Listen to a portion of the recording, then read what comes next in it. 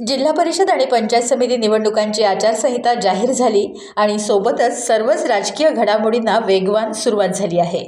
जिल्हा परिषदेचे माजी अध्यक्ष आणि 28 वर्ष शिवसेनेचे निष्ठावान कार्यकर्ते म्हणून ओळखले जाणारे उदय बने आता अपक्ष निवडणूक लढवणार आहेत। शिवसेनेतून जिल्हा परिषदेच्या 5 निवडणुका गाजवलेले उदय बने यांनी 1997 सालापासून शिवसेनेतून विविध पदांवर काम केलं होतं।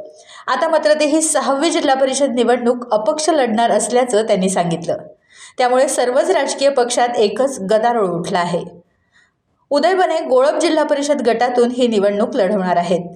जिल्हा परिषद आणि पंचायत समितीच्या फेररचनेनंतर त्यांचं मूळ गाव निरुळ आता गोळब जिल्हा परिषद गटात समाविष्ट झालं आहे।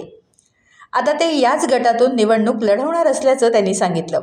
गोळब जिल्हा परिषद गटात निरुळ गावासह कोळंबे, तोंटे, भाटे, फणसोप, चांदोर, गणेशगुळे आणि गोळब या गावांचा समावेश आहे। आपली 6वी जीप निवडणूक ही अखेरची निवडणूक आपण अपक्ष लढवणार असल्याचं बने यांनी जाहीर केलं। त्यामुळे रत्नागिरी जिल्हा परिषद निवडणुकीच्या इतिहासात उदय बने नवीन चमत्कार घडवणार का याकडे सगळ्यांचंच लक्ष लागून राहिलं आहे। टाइम्स डिजिटलला लाईक करा, शेअर करा, सबस्क्राईब करा आणि बेल आयकॉन दाबायला विसरू नका। Times digital.